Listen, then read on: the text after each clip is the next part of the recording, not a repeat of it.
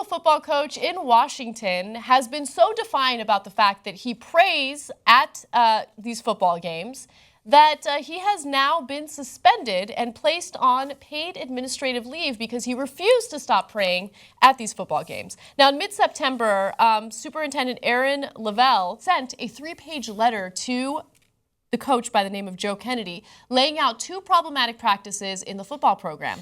The first was that the coach's post-game inspirational talks at midfield used overtly religious expressions and were conducted while players kneeled. While on duty for the district as an assistant coach, you may not engage in demonstrative religious activity readily observable to students and the attending public.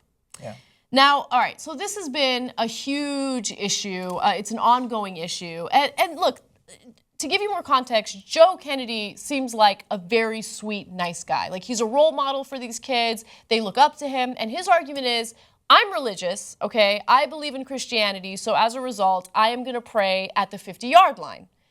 However, so like Jesus did. Okay. Yeah. So, but I'm not telling the players or any of the students that they have to come pray with me. They are voluntarily coming to me and praying with me. So that's his argument. And a lot of people have run with that argument. But there are Supreme Court rulings that deal with very similar issues that could be applied to this case, because this case could go to the courts. It's a really interesting one. Yeah. Now, before we get to all of the nitty-gritty legal ramifications of what he's doing and what the law actually entails, what do you think about this story?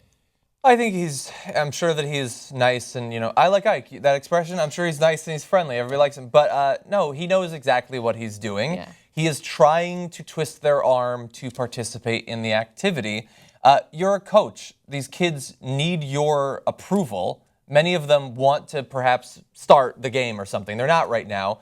You don't think they're going to feel any pressure to make you think that they agree with you religiously, especially if it's that important to you? Of course they're going to. That's why he's doing it. He has that power over them. So I like that you brought that up because, again, there's a court ruling that had to do with a very similar issue.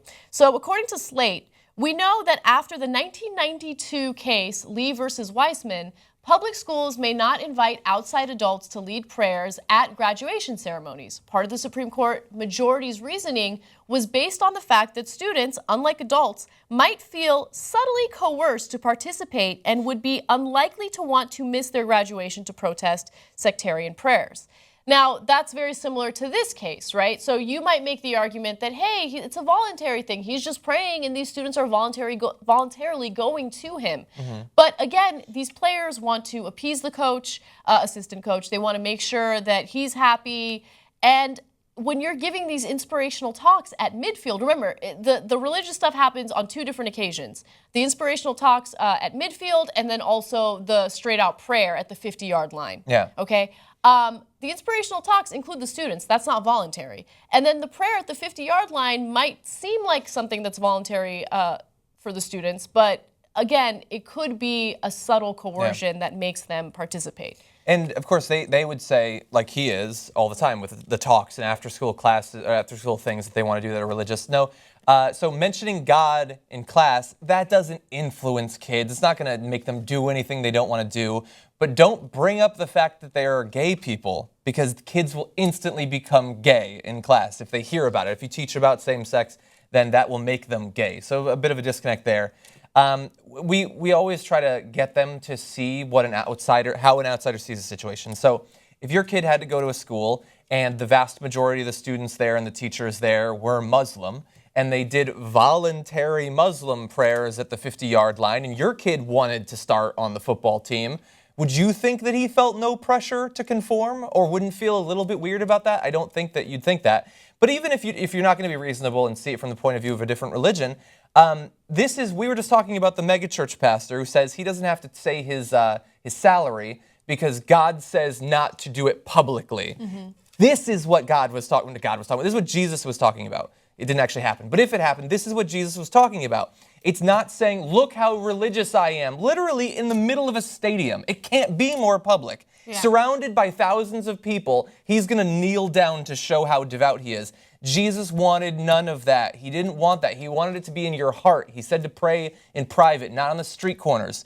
He would have said the 50-yard line if there had been football back then. So, yeah, it is a very public thing. And look, this is a difficult story for me to comment on because I do believe in religious freedom, right? So I do believe that you, as a private citizen, should have the ability to pray. Like, if you're Muslim, if you're Jewish, if you're Christian, I don't care what your religion is. If you personally feel the need to pray before some sort of event, whether it be at a school or something, I think that's fine.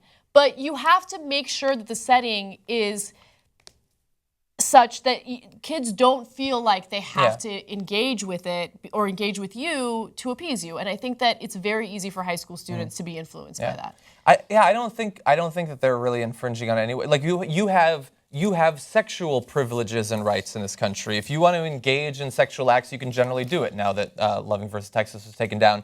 But you can't do it in public generally. You can't do it at a 50-yard line. Like the place where you're doing it matters. You have rights in certain places. And you can flirt at home if you want to. But if you're the boss in a workplace, you can't flirt with your workers because that will influence them. Your ability to do things is contingent on who you're doing it with and where you're doing it. You should totally be able to pray. You have churches and you have your home to do that in. You don't necessarily have the right to pray when it would negatively impact the people around you.